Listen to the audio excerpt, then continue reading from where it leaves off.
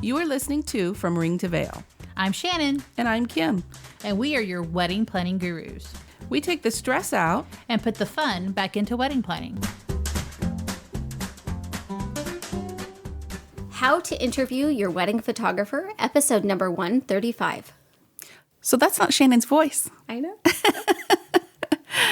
Today, and for a couple of episodes, you will be hearing Kate Gansneder from GSquared Weddings. She is so graciously here this morning to record with us because, as you guys know, Shannon is moving and she is not settled yet. So thank you, Kate, for joining me. Well, thank you for asking me. I'm glad to be here.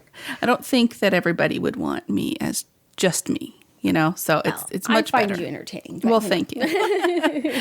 But I've never done a show by myself. But yes. Anyway, so before we get to everything, we need to thank our sponsor, who is shopthe.city. If you are looking for a unique way to spend some time with your bridesmaids, check out shopthe.city. It's an awesome way to bond with your bridesmaids, or even if you just want to have a girls' night.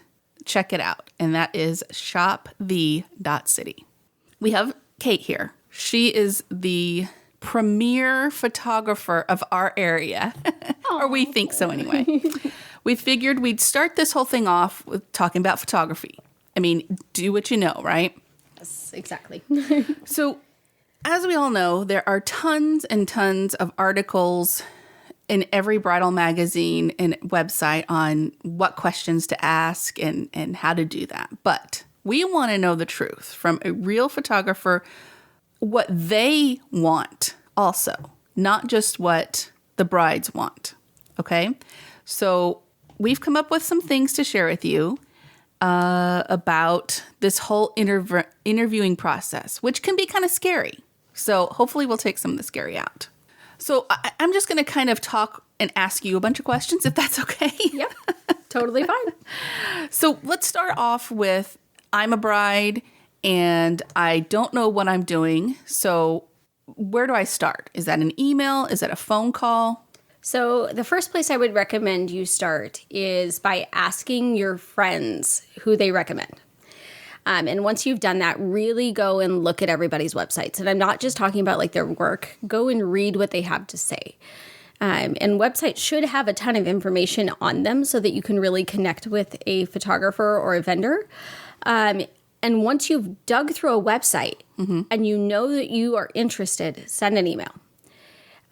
Usually that's the best way to reach us because most of the time we either work another job or we are probably off with clients or maybe even spending time with our families because a lot of us do work from home. So email is always best first. We'll usually then try to set up an appointment to do a phone call or an in-person consultation. Okay. So in this email, what do we need to say? So I would use the contact form that's on the photographer's website. Ah, okay. They usually have all the information that they want listed on that form. Important things that need to be included are your wedding date. A lot of us are booked like crazy. And so if you send a date and you're like July-ish of 2018, well, that's great, but I already have 3 of my Saturdays in July of 2018 booked. So unless you're that one random Saturday that I have open, chances are pretty slim. And make sure that if you don't have a set date, say I'm flexible, here's my flexibility.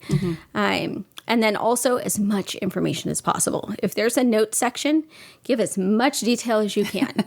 The more you can give us, the more excited we are to work with you. So don't just say, what are your prices? That's not necessarily the best question to ask. No. Tell me about you. Because then I'll be really stoked. Because I had one like a couple of days ago. She emailed me and she was like, I love everything on your website. My fiance's even on board. We love your mission statement. Like, we absolutely think your dog looks adorable. Like, she had really taken the time to dig through our site, remember the parts she loved about us, and include it in her contact form. And I could not wait to get back to her and shoot her wedding. I immediately felt connected to her, just like she felt connected to me. So share as much information as possible in that contact form because it will make your photographer really eager to email you back. And that's what you want. You want somebody who's just as excited as you are for your wedding. Right. So, and budgetary stuff, does that need to be discussed first thing or no? Somewhat. So if you do have some budget limitations, make sure that you indicate that to your photographer. However, keep in mind that photography can vary a lot. Right. A lot of it's based on experience, and a lot of it is also based on value. So some of us can work within budgets and some of us can't. So make sure that if you do have those budget constraints, that you're open to payment plans, and that you ask about those, because that is an option that a lot of people don't realize they have. Right. Payment plans. Hello. Yes, yeah. You said that you prefer emails, and probably most photographers do, like for the reasons that you said. But if a person like me, like phone calls, yes, I want to talk to a person and hear their voice. Yes. What do you suggest in that? Like when and how do I do that? I would recommend 2 different times a day. So one, I would recommend like that 12 to 1 time frame. Okay. Or in the evening. So like 5 to 6. Don't creep into that 6 to 10 p.m. time just because they're usually with family. But 5 to 6 is usually pretty good, because those are the 2 times that you can usually connect with someone, no matter if they work from home full time or if they work for another job. Right. Make sure that you know what you want to talk about when you call. That you have questions prepared for them, that you understand that they are probably just as crunched for time as you are. Mm-hmm. And ask when you first connect with them. Say, this is my date. This is where I'm getting married, because that is important, because some photographers charge mileage. And then just make sure that you are able to say, do you have time to chat right now, or can we set up an appointment? Yeah, that's a good idea. Yeah. So again, think of them as people too. Yes. They have their schedules. So do you. And I really like the lunch and 5 to 6 time. I personally would think, I shouldn't call them. It's their lunchtime. Yeah. But then again, maybe it's the best time to get them to answer their phone. Yes. Because, if you're editing and you're doing your own marketing stuff or whatever it is that you're doing during the day, makes sense. Yes. All right. You mentioned setting up an in-person meeting date, whatever you want to call that. What should our brides expect during this meeting or for this meeting? So what will normally happen is when you've emailed, and usually it takes 3 or 4 emails before you're kind of at the point, I'll be asking for that meeting from the very first email, because that'll help us cut to the chase and feel like you don't have to ask a whole bunch of questions beforehand. And so I will ask where you're located. And then what I usually do is try to find a spot that is central to us. So I'll choose like a restaurant that I know is quiet, Starbucks or a coffee shop, or even like a brewery, somewhere that I know that we can connect over something. Mm-hmm. Some photographers will take you out to dinner. Like, it just really kind of depends on their comfort level or kind of where you are located. Right. So, but it's almost always halfway. It just makes it a little easier on everybody. So then the one party doesn't feel like they're going making the full effort. So, which makes sense. I mean, equal distance. And if they're out of town. Yes. So if they're out of town, because I do shoot a lot of out-of-state couples, we will do Skype meetings most of the time, or even a Google Hangout where we can just kind of chat and be able to see each other's faces, which I highly, highly recommend, because this person's hanging out with you all day. Yes. You should get to know them in some form besides just in writing on email. So they're going to be your BFF probably. They are, yes. How would a bride prepare for this meeting? Or a couple, I should say. There are, as Kim mentioned earlier, tons of resources online for questions to ask. And some of them aren't exactly worded the best way. Mm-hmm.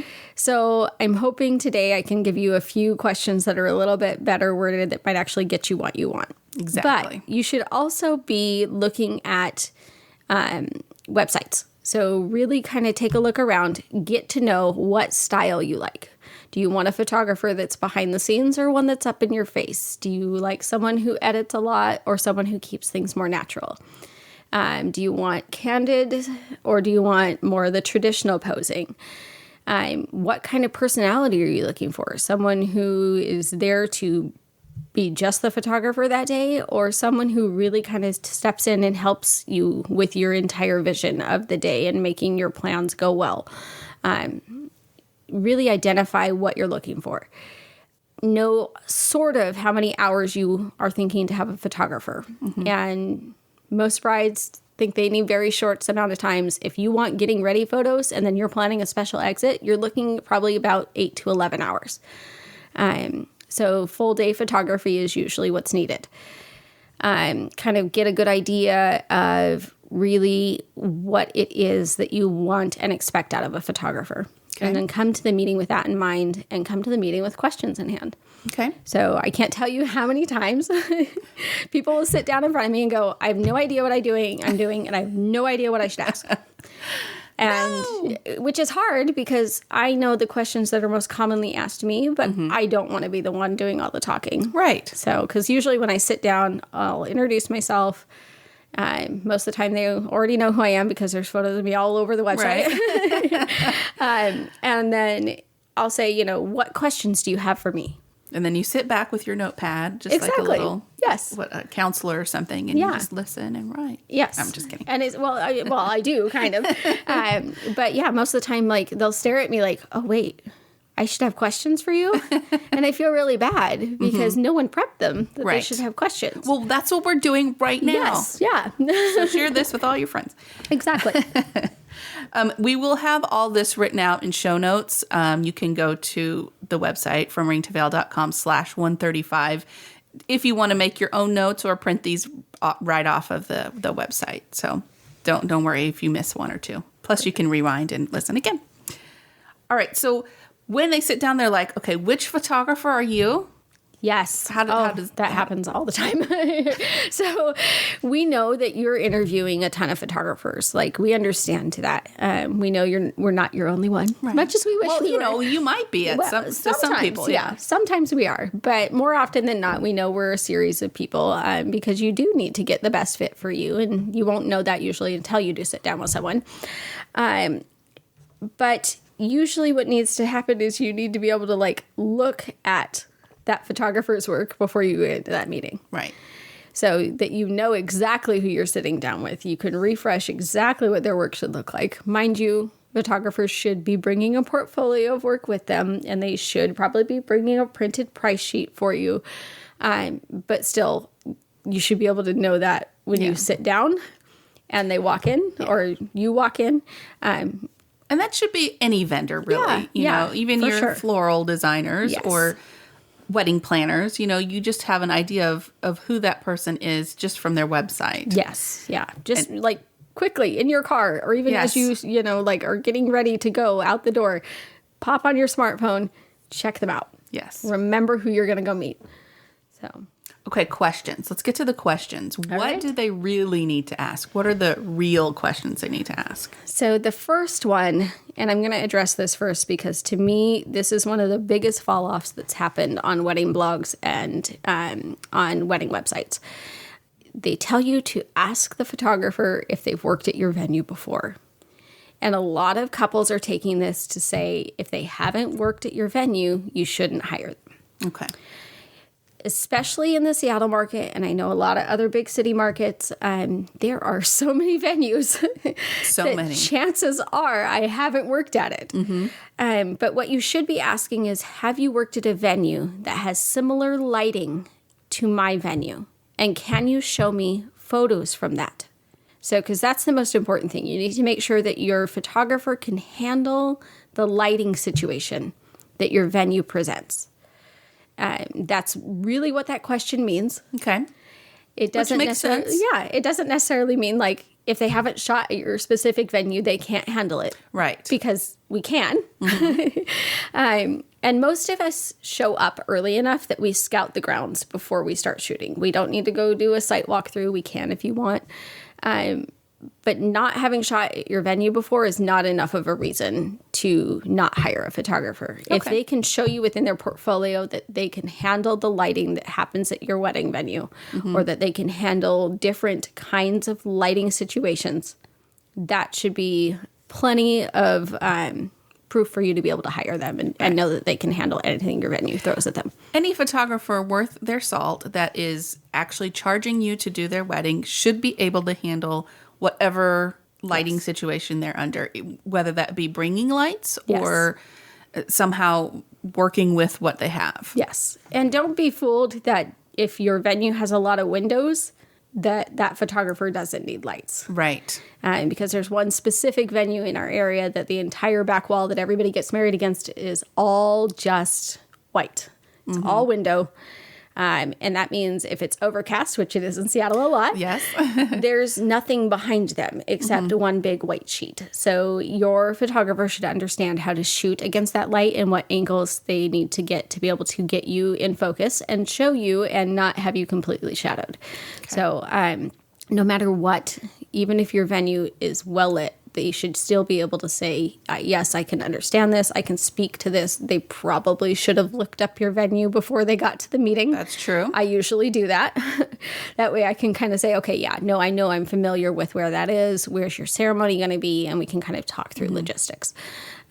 So that's a big one, is even if they haven't shot at your venue, they should be able to show you photos showing that they can shoot in a similar location.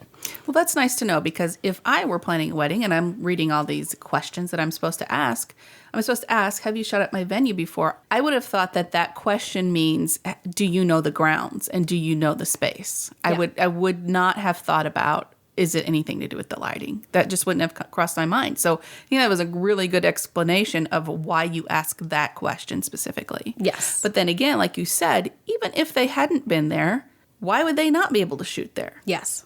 That just doesn't make sense either to me. Yeah. So thank you for that. That's really good. No problem. And I know a lot of times that when they're booking the venue itself, the coordinator will make sure that they tell them that they need to hire someone who shot there before. Mm-hmm. One, they're doing that because they do have a preferred list. Right. And they want you to choose someone off of that list. And two, they're doing that because a photographer has told them that. And they don't probably fully understand what that means. Sometimes they'll say, well, it's really dark in here, so you need to hire someone that shot here before because I know that they can do the lighting. That's fantastic. Mm-hmm. But there's probably a lot of photographers they've never worked with that can handle that because they have those tools. So it's coming from both sides. They're getting it, bridal blogs, and they're getting it from the coordinators venues at the venue. Yeah. So it does make it tough, and you don't always understand why you should be asking that. You just know you've been told that several times now, Right. and this is why it makes sense in your brain. So realistically, it's mostly for the lighting. Okay. The grounds part, that's so easy. Yeah. And most of us know that how to find the right spaces to shoot for you. And of course, we'll always ask you preferences. Yeah. Because we trust that you chose the grounds for a reason. Let's get into more questions. Yes. What do we need to ask? All right. Some of the questions that I think personally I would like to be asked is for references. And when you say references, what do you mean? Who are we asking for? Well, there's actually two different kinds of references that you can ask for. And some of those can come in the form of vetted reviews. So from sites like Wedding Wire, TheKnot, Yelp, Google+, Better Business Bureau. Sites where they can't pay to have their reviews removed. Right. Or you can ask for actual references that you can call or email that are brides if you don't want to go to the vetted review sites. Or you can ask for reviews or references from vendors. And that's one that they should be able to give you vendors that would review them or give a reference that they're good to work with. And you always want to choose a vendor that other vendors like. Okay. So, because that's incredibly important. And vendors will be more likely to tell you, yes, oh my goodness, I've worked with this person a lot, kind of a thing. So, okay. Yeah. That's a great tip, I think. What else? Are they insured? Okay. And I think this is important in so many things. Yes. Our business that we own is an exterior cleaning business. We're insured. Yes. I know that's a question people ask a lot. Are you guys insured? I mean, if somebody falls off a roof, who's responsible for that kind of that's thing? what cracks me up is it's asked of every other business on the planet except for wedding businesses. Yeah. And I don't understand that. I'm like, this is a huge day. Mm-hmm. You've just invested so much money. Yes. You are inviting 100 to 200 people or more to come and share in this day with you, which means you have the biggest liability right now that you've ever probably have or ever will have. Yeah. And you aren't asking the people you're paying money to whether or not they're insured. Right. And that's a big deal. It is a big deal. So 'Cause what if they ruin something? Yes. Or what if someone trips and falls over that photographer's light stand? Yeah. If that photographer is not insured, guess who's covering it? Mm-hmm. And you can sue that photographer, of course, but that means more money out of your pocket. Right. So make sure that you are asking whether or not they're insured. Okay. So, And what does insurance for a photographer cover? I mean, if somebody trips, of course. Yes. What else? well, the personal things like gear and things like that. And so our insurance covers, depends on the plan. Right. Of course. But we have $1 million liability insurance. So for us, that means if anything happens to you because of our gear or things like that, then you'll be protected. They'll take care of you. Yes. Yeah. Okay. So, and that's a big deal if you have kids coming to your wedding, especially because we do have light stands around. And kids do trip and fall over light stands frequently. So, yeah. Right. That can What protect if you drop your camera and something breaks? Oh, yeah. That covers Then you're it. covered. Yes. Okay. Oh, yeah. Yeah, I thought that was going to happen a couple weekends ago at a wedding. I bought a new harness and it fell off and it hit my foot. Thank goodness. But I was like, broke your foot, but all right. Yeah, pretty much. I'll sacrifice my foot as long as I don't sacrifice my gear. I'm good. But yeah, so it does cover everything for us. And then everything for you. And we can, a lot of the venues that we shoot at actually ask us to add them as an additionally insured. Okay. So, which is a big deal. Because if you didn't ask your photographer if they were insured and then lo and behold, your venue requires it, Right. you could be looking at a problem. And a lot of the times you won't find that out until a week or two before your wedding. Oh, And so now if you have your photographer, you've paid them in full, usually by that point, and they're not insured and can't add that venue as an additionally insured, that photographer will not be allowed to shoot there wow. unless they get insurance. So, Okay. yeah, insurance is a big deal. It is a big deal, Yes. which a lot of us forget about. Yes. Good tips. Okay. Next question. So the next question is that make sure that the team member that you're meeting with is the one that'll be at your wedding. So some people do have associate photographers. Some people have second shooters. Usually, if it's a husband and wife team, you'll only be meeting with one member of that team because normally they are set up that way because they have kids. Right. And so then the other spouse is at home with the children while the other one is leading the meeting. You will normally be meeting with the primary shooter.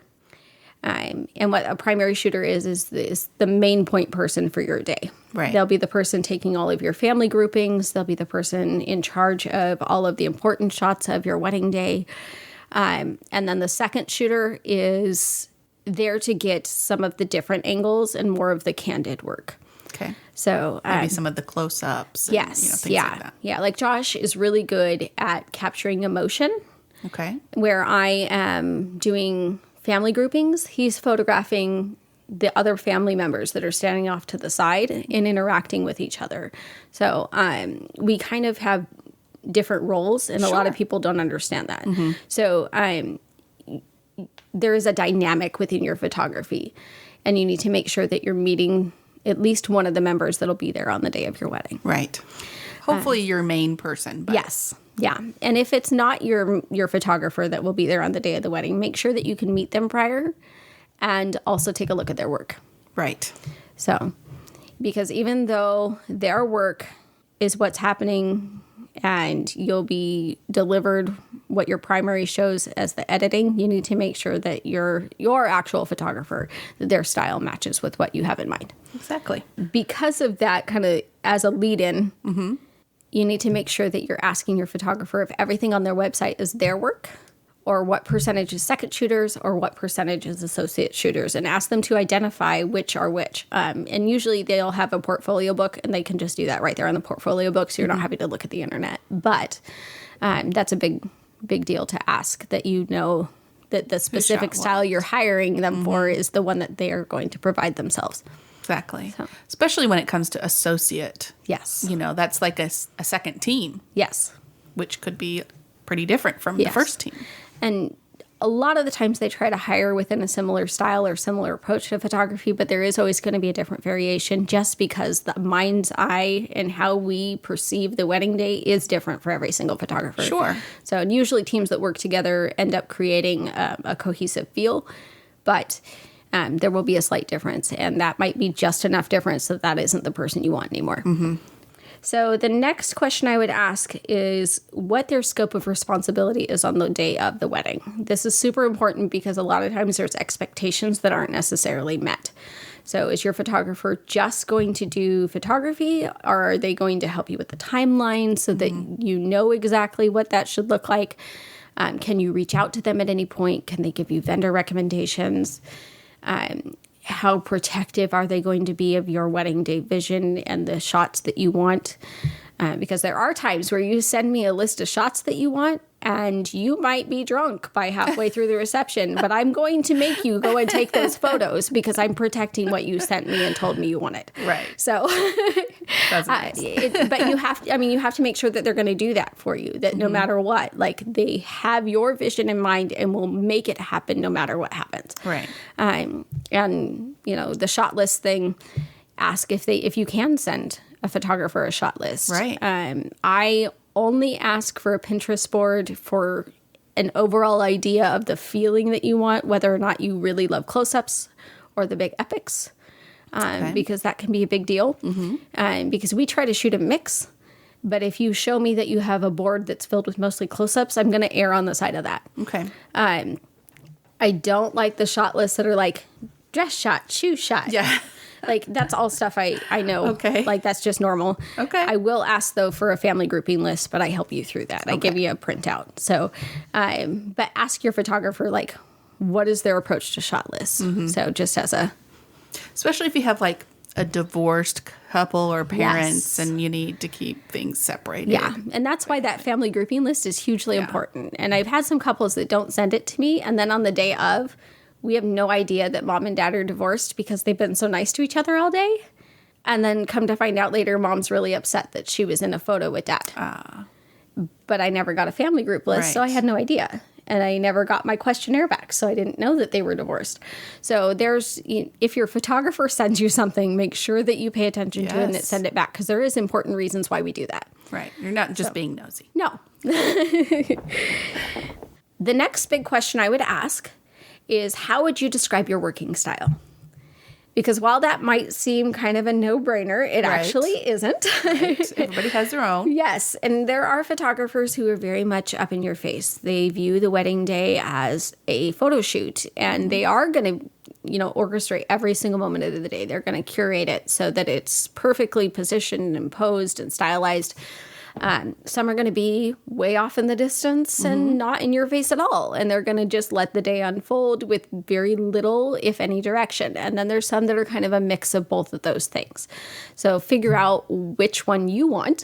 What are you comfortable with? Yes. And then go from there.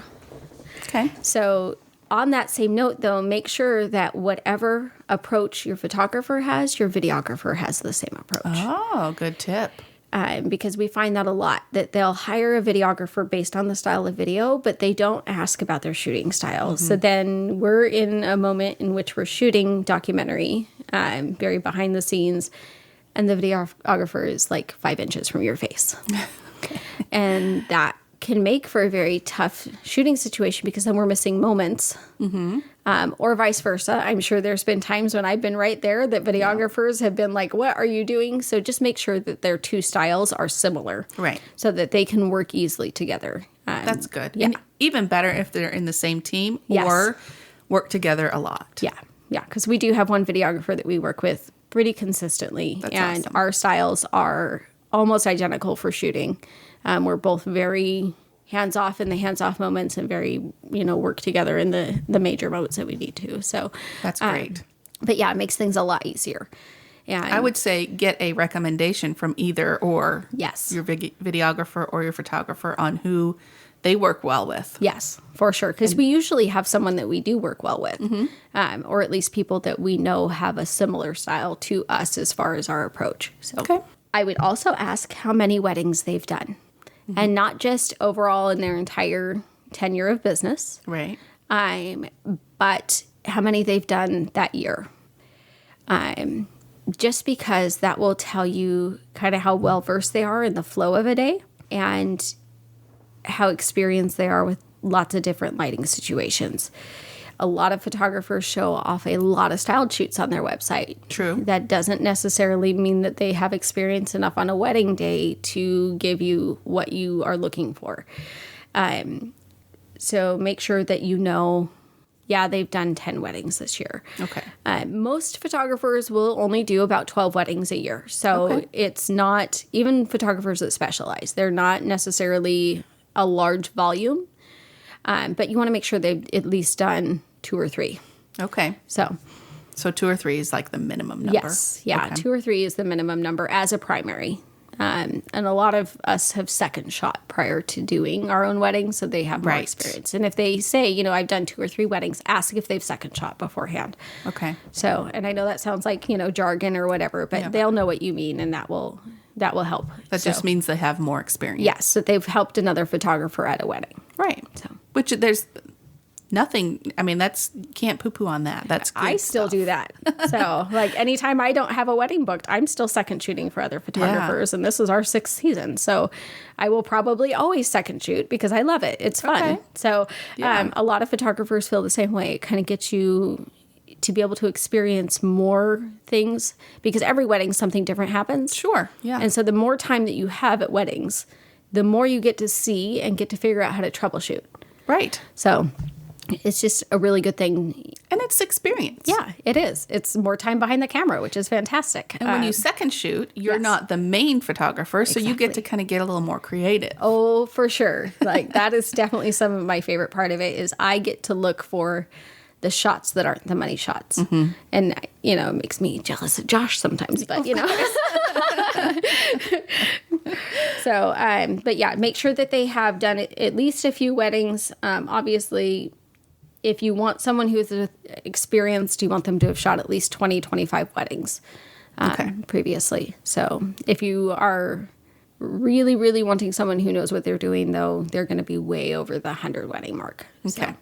All right. Yep. That makes sense. Yeah. Okay, so what do I need to know about when the wedding's over?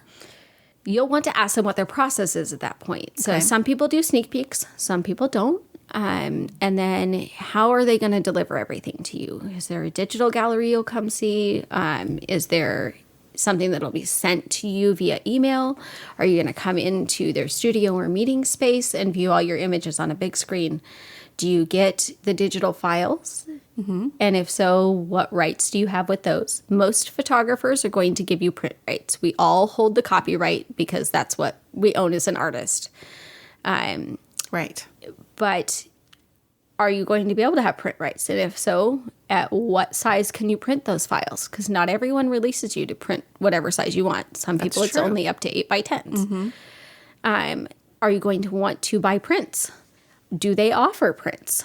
Do you buy from them, or can you just have them printed somewhere else? Exactly. Yeah. And there are some photographers that don't give the digital files, and you can only buy prints from them. So kind of make sure that you understand how that process looks. And then about how many images, if they are digital, are you going to receive?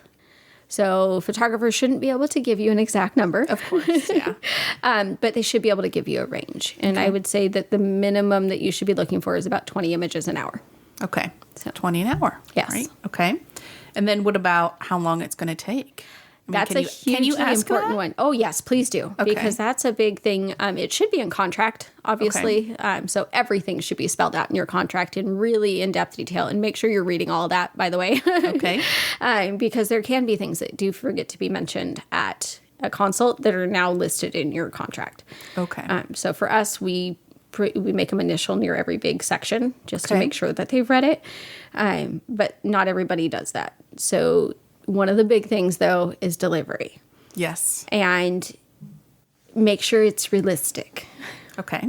So if this is a wedding photographer, they're probably going to photograph 3,000. Okay, maybe I'm being overgenerous there. Maybe 1,800 to 3,000 photos on your wedding day. They now have to edit all of those, get rid of everything where like people were blinking or they look like they're taking a poop or, anything weird that you would never want in a million years. I keep funny stuff in. I know a lot of people do. But I mean, we take 5 to 6 shots of family groupings. You don't need all those. Right. And so you got to edit all that down and then do all the final touches to it. So that's going to take some time. Right. And some of us have it down to where you can do it in like a couple of weeks, but their contract should never say that. So you're looking from anywhere from 4 to 16 weeks is the average for delivery. Okay. So there are photographers from every range in our area.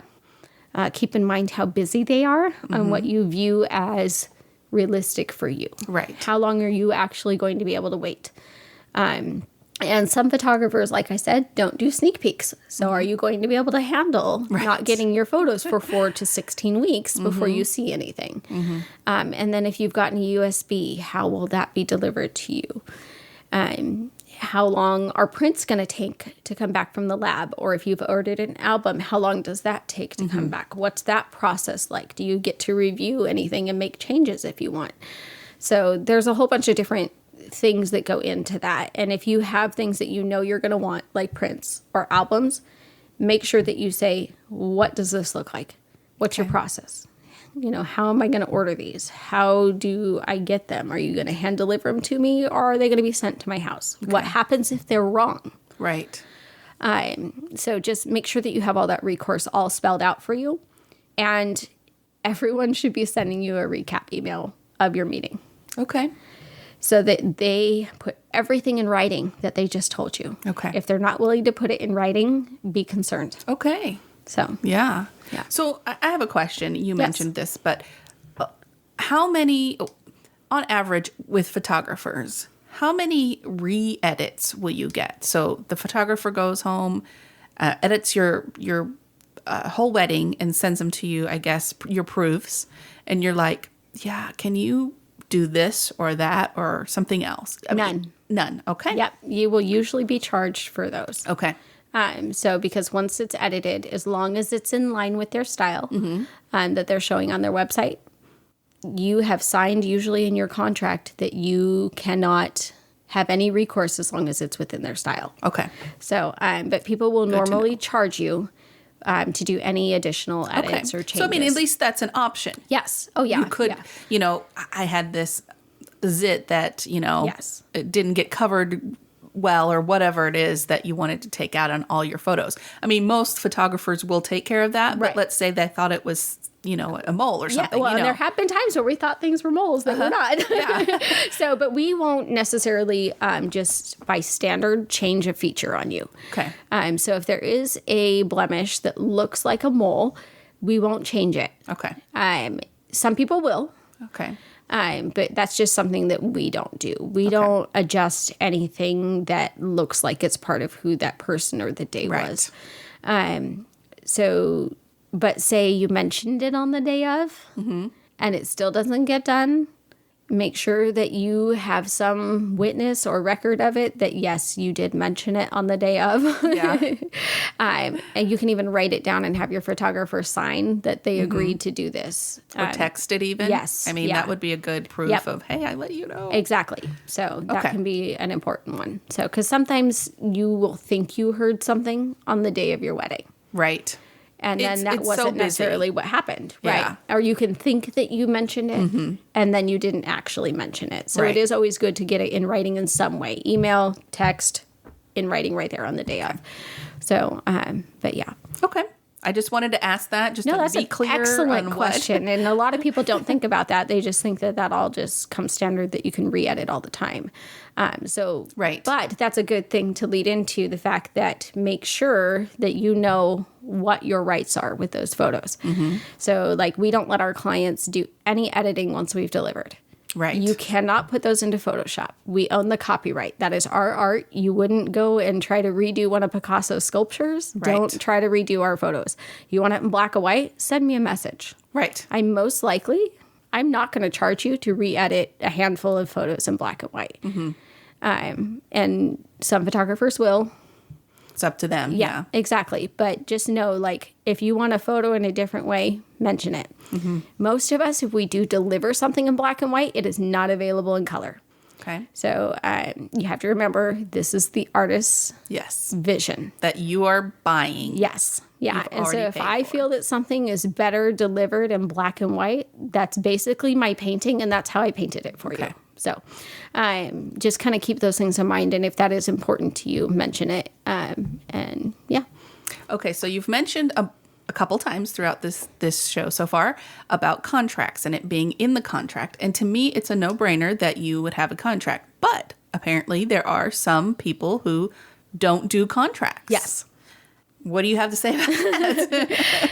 Make sure that they're going to go into a contract with you. Okay. So usually how meetings close out, couples will ask, what's the next step? And so then I outline that I need some information from them. Usually it's first and last name, their package option, and then if they're going to do a payment plan, what that looks like. And then I fill out the contract before I send it over, and I sign it. But the contract should cover everything. It should cover what happens if your photographer is sick or dies. It should cover what the delivery looks like, what's included in your package, and make sure it's very specific. It should cover an exclusivity clause. Most of us have an exclusivity clause in the contract that if anyone else shows up with pro gear, we can leave. Okay. And we owe you no refund because it can interfere with our ability to photograph your wedding. Okay. I have lost shots before Yes. because of people with pro gear jumping right in front of me. So, we have that in there to protect us because we need to, unfortunately. Yes. But so make sure that you see whether or not that's in there. Make sure that it's spelled out what you can do with your images and how they'll be delivered to you. And the no re-editing thing. Yes, yep, that'll be in there too. Most of us have a model release within our contract as well that you'll have to initial or sign that says that we can use your images on social media. Okay. If we do sneak peeks, that's how they're happening. If you waive that and you say, I don't want my stuff shown, you're not getting a sneak peek. Okay. So just make sure that you've read through the contract. Most people don't. No, they don't. They just blindly sign it. Yes. And it kills me because there's important information in there Yes. that may not have been covered anywhere else that you need to make sure that you're aware of. So, because ours does spell out, like, this is when you'll get your digital gallery, but this is when you'll get your USB if you've ordered one. And it is different. We Right. don't deliver both at the same time because obviously if I've just finished your digital gallery, the USB is not ready. Right. But yeah, so there's everything will be spelled out in there kind of to explain. But if there is a photographer that blows off the need for a contract, Or insurance. yes, or insurance, or any written documentation of anything at all, or they want to be paid only in cash, or if they want to take, any of your personal information that, like social, we don't need that. If they don't have a secure way for you to pay, if they don't have a place that you can have recourse if anything happens, don't hire them. There you go. I mean, So, that would go under the we do not work well together. Yes, yeah. And Okay. that's what these meetings are all about, is trying to figure out if this is your person. Right. So, Okay. And so now we know how they are not our person. yes. How do we know that they are our person? If you could imagine going to their house for a barbecue, or asking them to come hang out with you on a Saturday, or if they're a person that you identify with on their website that you're like, this is my long lost best friend, they're your person. Okay. If you hang out with them for a few minutes, you're asking them questions, and it feels like you guys have known each other for years, they're your person. And sometimes that takes a little bit, just because some people, it's awkward to meet them. Sure, yeah. And a lot of photographers are introverted, so it can be a little awkward sometimes. But you should be able to tell from the things that are on the website and from your meeting if they're who you want to work with, if they're responsive to you, if they're excited about your wedding day. That's how you know they're your person. So we like to say there's love at first sight. So there are some people that will just literally look at our website and book us via email. Okay. Their very first contact. just because they can apparently read our tone of voice, which works. But, we do recommend that you get to know us and you make sure that you're in love with us as much as you are with anybody else in your wedding party, because we will be there as long as you're maid of honor. Right. We will probably be doing more for you than your maid of honor on your wedding day.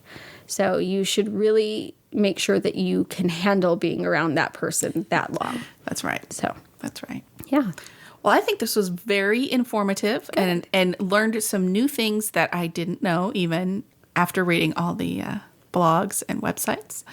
Hopefully all of our listeners have learned a lot too. And if they have any questions for any of us From Ring to Veil, including Kate, you can always email us at info@fromringtoveil.com or hashtag us From Ring to Veil. We will get those questions answered. Any parting thoughts on this?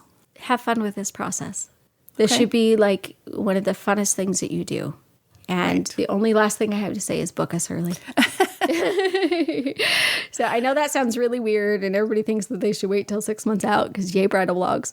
Yeah. But we are pretty full already for 2018 and I have bookings into 2019. So a lot of the photographers book just as quickly as the venues. Oh, yeah, definitely. I have some brides that will inquire before they even have a venue, and they'll just text me while they're out visiting venues to see if I'm available. So that'd be my only other tip is book us early. I think every time that we've told this tip is at least a year. And I think for almost every vendor, it's getting to that. Oh, yeah. At least a year, like for your makeup artists Oh, and yes. floral, all that. Sometimes you can get in there depending on the busyness of the season when your wedding is. Mm-hmm. Sometimes you can slide in there at the last moment, but you cannot guarantee that. And you might not end up with the person that you really want. Exactly. So always, as soon as you're engaged, I'm just saying, as soon as you've picked your date or know exactly when or about when your date is going to be, start asking, finding those people. Yep. Well, this was really fun. Yes, I was glad to be here. I can't wait. We have a couple more shows to record with you, so I'm eager to get to those too. So if you are not subscribed to the podcast, subscribe to the podcast. You will know when we have a new show. We're on Apple Podcast, Google Play, Stitcher. We're even on YouTube. If you are a YouTube person, it's not a video. It's just an MP4. It's just our photo. And then the podcast, you can listen and you can just leave that playing in the background while you're doing other things. So we're there for you there too. Until next time, no stress, no worries. Keep calm and listen on.